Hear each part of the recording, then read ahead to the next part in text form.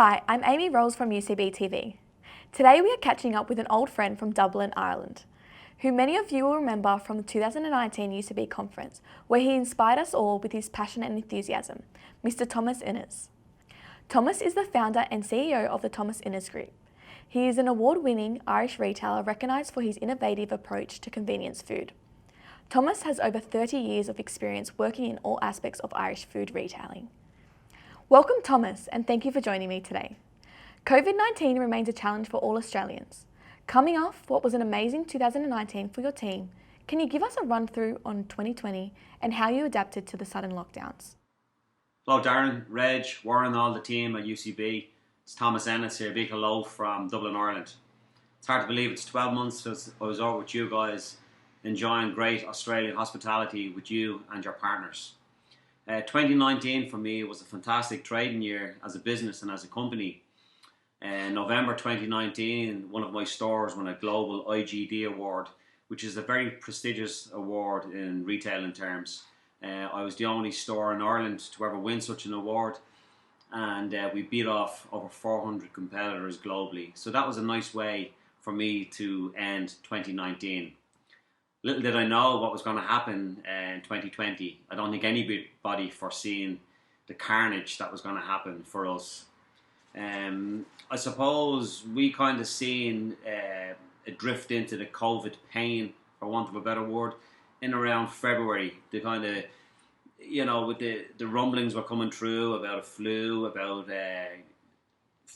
across Asia, coming across into Europe, then into America. February was a kind of a messy month, but nobody really knew what was happening. But March 10th, the Irish government gave us a total shutdown. We had a lockdown from March 10th. Now you can imagine 12 stores of mine were predominantly city centre, business areas and food options. We were really affected by that instantly. But like most retailers and most entrepreneurs, we adapted. We kind of got into a click and collect service. We delivered. We were kind of really had to pivot our business to suit our customers' needs. I closed 2 of my stores temporarily, which was probably the hardest thing that I ever done. I actually closed them only for 2 weeks because it was more difficult for me to have them closed than it was to have them open. So we opened them back up. We cut our cloth accordingly and we traded through the difficult times. My forecourt business was actually quite busy because we do a lot of food in our forecourts. So that really worked out well for us. We had somewhere people were on the road because there were certain businesses that were allowed to operate and they came to us. And that actually helped us then as we came out of this pandemic and we opened up slightly. We had built a nice customer base from the fact that we had stayed open. So that was actually good learning for us not to close. I know it's an easy decision to close, but the hardest one was to stay open. And for me, I thought that was probably the best lesson that we learned was to trade through it. It's a difficult thing to do, but you cut your cloth, you watch your overheads, you watch your waste, you watch your margin, you watch your wages, you watch all of them things and you trade through it. It's very, very difficult, but for us, that's what worked out really, really well for us. The great thing about it as well, and this kind of happened, one of the first people that we reached out to is that I was on the phone to Darren, and it's amazing to think that here I am in Ireland making contact with one of a fellow retailer, a fellow colleague in Australia, and we were sharing and we were bouncing learnings and stuff that we had done ourselves, stuff that you guys were doing over there, and it's amazing to see that during this pandemic globally we were still in touch with each other. And I was telling him what we were doing, he was telling us what you guys were doing, and we all had the one message: keep going, stay safe, stay local.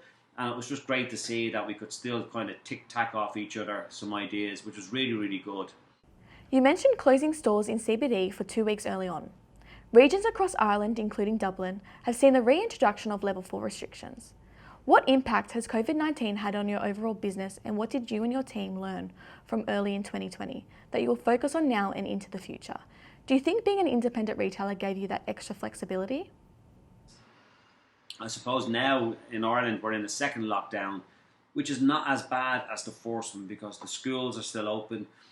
Some of the offices are still open, and we're learning to live with COVID is more so the language that we're using now.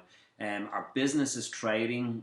We're down on last year. Some of my stores, my supermarkets, are actually up 20, 30, 40% on last year. So the bigger box supermarkets are trading quite well. Some of the small ultra convenience stores, they're in pain. Some of them are down anything between 50 and 70%. Our margin held because we got more into the food, takeout, deliveries, click and collect. So that part of our business, which we weren't really strong at, we had to kind of learn to be better. And it was a good learning for us that we were able to adapt quite quickly and get our business changed, that we could deliver our product to our customers so they didn't have to leave their house, and we could do it in a safe environment. So that kind of worked out really well for us. That was a good learning. It was something that we had thought of in the past, but we had to fast forward fairly quickly. So that was really good. So from a positive thing of COVID-19, for us to learn how to deliver, do a click and collect, get our product to our customers in a safe environment, that was a good lesson for us. The impact of it is still here. We're still feeling bits of it. It's probably going to take, I would imagine, till the middle of next year before we see any sort of coming out of this. It's a global pandemic. Everyone is feeling it. It is what it is. We have to work with it. It hasn't knocked me in any way at all. I'm very, very lucky that I've got amazing people about us. So it's really, really good. Some of the segments that benefited was food. I actually thought it was food to go, and homemade food, prepared food, ready meals. That really, really took off. So that was an area that we were working on. We were okay at it, but we definitely got better during the lockdown. We were doing set meals for two, multi-buys with wine for the evenings in, because people were sitting in. Staying in was the new going out. So we kind of catered to that, and we did reasonably well out of that. What have we learned? We have learned that, for me personally, and it's something that I've always been a big fan of, is that our people. I could not have survived through this pandemic without the strength of the people I have around me. It's something that I always talk about. I talked about it when I was over with you guys last October, how important people are. And I can honestly say I've never been so proud as I was of my team during this pandemic. We all stood up. We all went that extra yard for our customers, for our business, and it was really nice to see that through all of this mayhem, that having good people around you really stands you and really helps you. And you guys are all very lucky to have the likes of Darren and all his team around him, who are batting for you and who are definitely there to help you guys get through this craziness. No doubt we will get through it. No doubt we will come out of it wiser, sharper, and better retailers. And as an entrepreneur, we're always learning as we're moving along. I look forward to seeing you guys next year, and hope you all keep well, stay safe, and shop local. Take care. Bye-bye. Thomas, I know you've touched on having people and learnings from around the world. I know how much our teams were communicating during March, trying to get ahead of the curve. A great example were our social distancing stickers. We were one of the first to send out these to our member network. This came after you sent us the videos and photos of your first lockdown early in March. We saw what you had done with the floor markings and how it made it easy for your customers to social distance, but also made them aware that you cared about their safety to make a difference. For our team at UCB, to be able to pick up the phone day or night, as well as email your team to bounce ideas with other retailers around the world and share learning, has been invaluable. On behalf of our members and trade partners, thank you for sharing your time with us both today and throughout 2020. We look forward to catching up once we are all flying again. Thank you everyone for joining us. We hope you were able to take something away from our catch up with Thomas, and make sure you keep your eyes open for some great trade show specials. Amy Rolls, UCB TV.